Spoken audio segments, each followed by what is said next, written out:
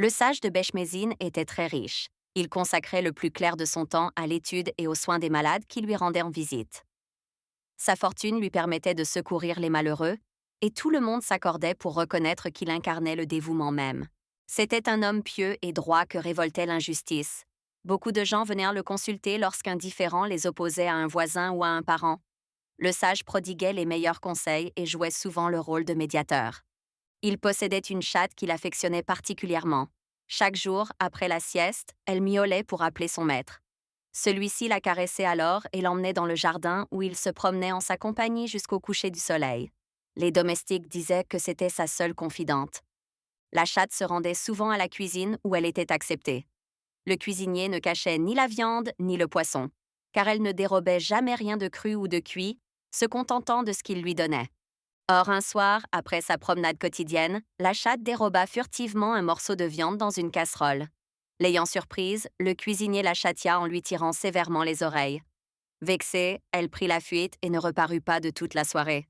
Intrigué, le sage demanda de ses nouvelles le lendemain matin. Le cuisinier lui raconta ce qui s'était passé. Le sage sortit alors dans le jardin et appela longuement la chatte qui finit par se montrer. « Pourquoi avoir dérobé de la viande ?» interrogea le sage. « Le cuisinier ne te donne-t-il pas suffisamment de nourriture ?» La chatte, qui avait mis bas sans que nul ne le sût, s'éloigna sans répondre et revint suivie de 3 jolis chatons.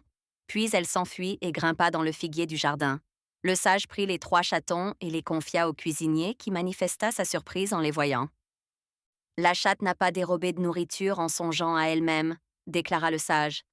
Son geste fut dicté par la nécessité. Il n'est donc pas condamnable. Ce qui est interdit devient tout à coup légitime pour celui qui se trouve dans le besoin. Afin de nourrir ses petits, tout être, même plus faible qu'un moustique, déroberait un morceau de viande à la barbe du lion. La chatte s'est contentée de suivre ce que lui dictait son amour maternel. Sa conduite n'a rien de répréhensible.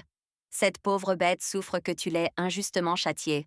Elle reste dans le figuier, car elle est fâchée contre toi. Tu dois aller t'excuser afin qu'elle se calme et que tout rentre dans l'ordre. » Le cuisinier acquiesça. Il enleva son turban et se dirigea vers le figuier où il implora le pardon de l'animal. Mais la chatte tourna la tête. Le sage dut intervenir.